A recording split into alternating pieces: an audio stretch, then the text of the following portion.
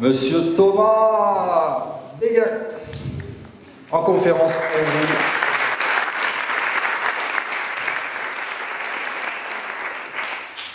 vous. Le parcours de Thomas a été très intéressant pour vous, écopreneurs.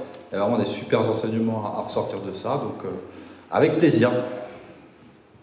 Hello. Bonjour, rebonjour à toutes et à tous.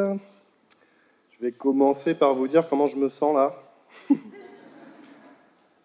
suis ravi, content, ému, honoré de l'invitation de parler devant des gens comme vous, parce qu'on est tous à peu près avec les mêmes valeurs sur des sujets qui sont quand même importants.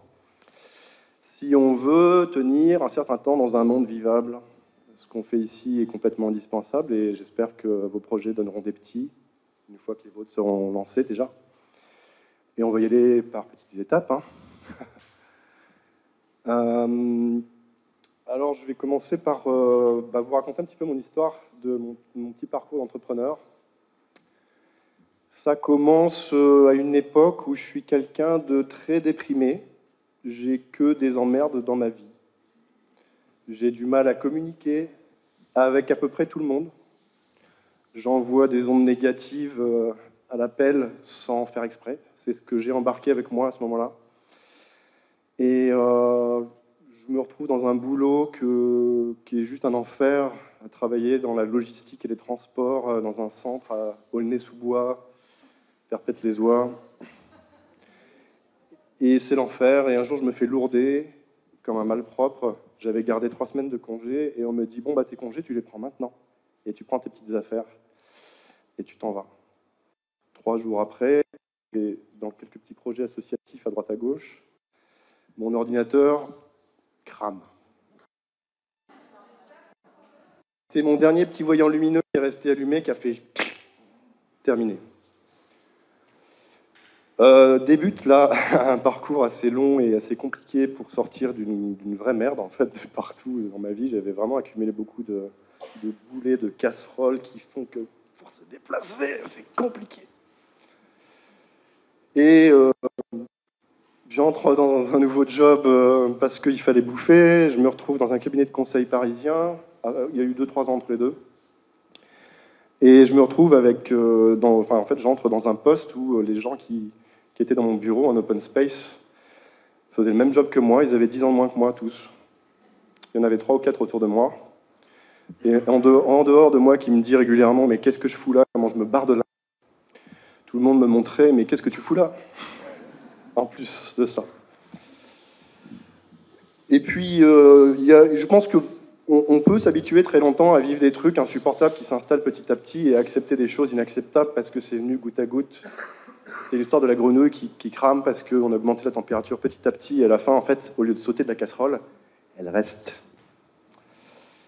C'est un peu con, mais on fonctionne vraiment comme ça.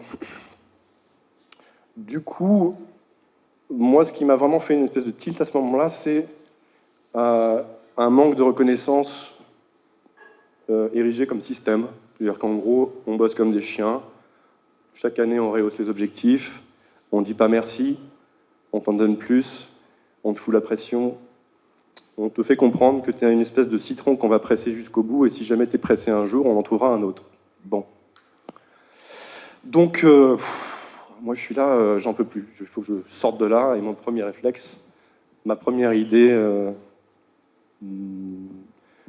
qui a déclenché tout le reste, en fait, c'est comment je me barre de là. J'ai commencé à regarder à droite à gauche sur Internet. J'avais un petit site Internet. J'avais une vie en Russie avant, quelques années. J'ai vécu 3 ans là-bas.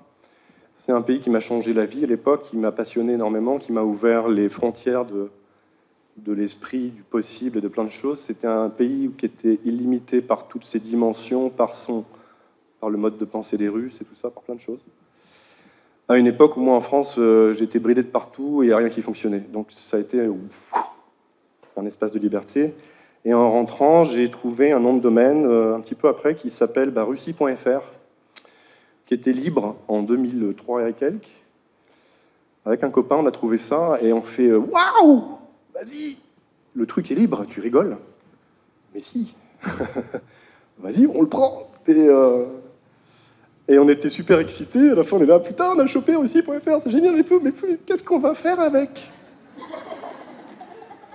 Alors j'ai un truc bizarre dans mon parcours qui fait que souvent je commence les projets à l'envers. C'est-à-dire que je trouve le nom d'abord, et après je me dis, ben, qu'est-ce que je vais mettre dedans?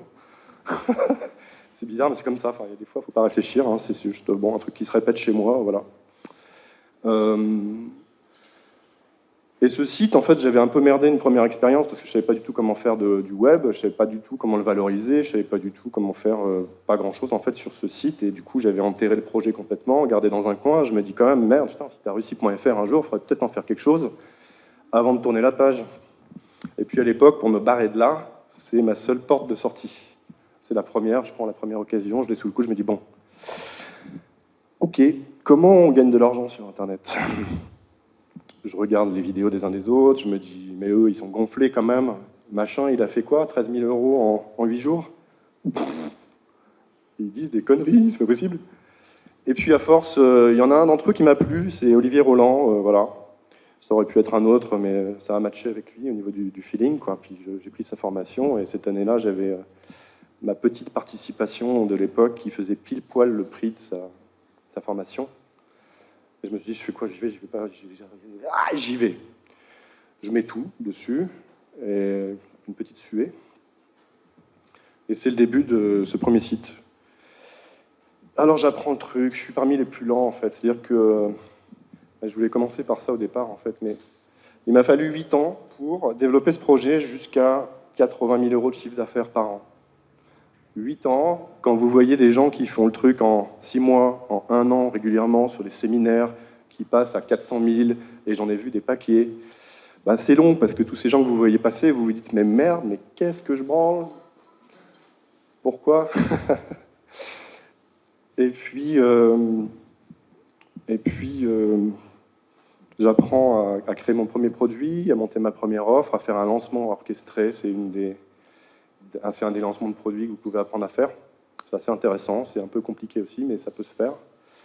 Et je fais 4 500 euros, 30 élèves sur une formation pour apprendre aux gens à faire des déclinaisons. Et les déclinaisons, c'est le truc le plus chiant du monde. Je veux dire, c'est non seulement à faire, à apprendre. En termes de perception des gens, il n'y a pas pire, parce que déjà, quand vous prononcez le nom, pardon, c'est comme si vous les assommiez, quoi. Boum. Mais bon, 30 élèves, je me dis, ouais, j'ai une petite école de russe, c'est complètement fou, quoi. Et moi, le russe, j'y suis allé parce que les gens me l'ont demandé, en fait, c'est pas moi qui ai choisi, je me suis pas dit un jour, ouais, c'est génial, je vais faire prof de russe. Ben non. J'ai fait un sondage, quand j'ai eu un peu de gens sur mon site, je leur ai demandé, mais qu'est-ce que vous voulez? J'ai envie de vous aider davantage. J'ai mis, bah, vous voulez peut-être l'aventure sans limite, le voyage de votre vie, l'amour franco-russe, évidemment, un des clichés, forcément, on était obligé de le mettre dans la liste. Décrypter les médias russes par vous-même, bon, il y avait quelques trucs, ou apprendre le russe, et ils m'ont tous fait, mais alors très loin devant tous les autres trucs, on veut apprendre le russe. Et moi, je regarde mon résultat et je fais, merde.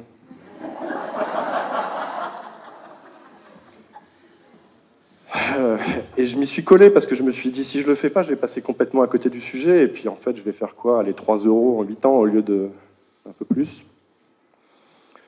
Je voulais commencer par vous dire aussi que si j'ai mis 8 ans pour faire 80 000 euros par an sur ce projet-là, plus récemment, j'ai mis 1 an et demi à faire 150 000 euros sur bioentrepreneur.com. Il y a des choses qui changent, en fait. C'est ça la morale de l'histoire, c'est qu'il y a un moment donné dans votre vie où vous vous dites, putain, déjà, si je fais ce truc-là qui a l'air énorme, c'est complètement dingue, je ne sais même pas si je suis capable de le faire, c'est trop gros. Et puis, il y a un moment donné où vous passez un petit peu de temps, et puis vous regardez où vous étiez à ce moment-là, et puis vous faites, oh, finalement, je l'ai fait. Ouais, il y a eu des galères, des machins, mais du coup, de là où je suis maintenant, je vois une autre montagne qui est vachement plus balèze encore, où je me dis, bah, encore une fois, ça fait peur, qui je suis, est-ce que je suis capable de, tout ça, enfin... On a tous ces réflexions-là, c'est normal. Mais il y a des seuils comme ça qu'on franchit petit à petit à force de faire des efforts, d'être un peu tenace, un peu cinglé des fois. Et je me dis, il va falloir autre chose, parce que déjà, ça ne me nourrit pas. Il a fallu quand même du temps pour grimper jusque-là. Et au début, je dis, bah, je ne vais pas me barrer avec ça. Si je me barre avec ça, je vais couler direct, en fait. Donc je me suis dit, il me faut un autre projet, il me faut autre chose, mais je ne sais pas comment faire, parce que déjà, un projet, je galère, quoi. Donc deux en même temps, comment je vais faire un truc comme pareil? Je ne savais pas. Puis j'avais un truc, c'était l'écologie qui traînait quelque part à ce niveau-là, depuis tout petit. Et puis je lui disais, t'inquiète, on verra plus tard. Non, j'ai pas le temps. Là, je sais pas comment faire. Enfin, bon. Mais c'est toujours là. C'est-à-dire, le premier souvenir, c'est des oiseaux englués, en gros, par la énième marée noire. Et moi, je suis tout petit, je fais,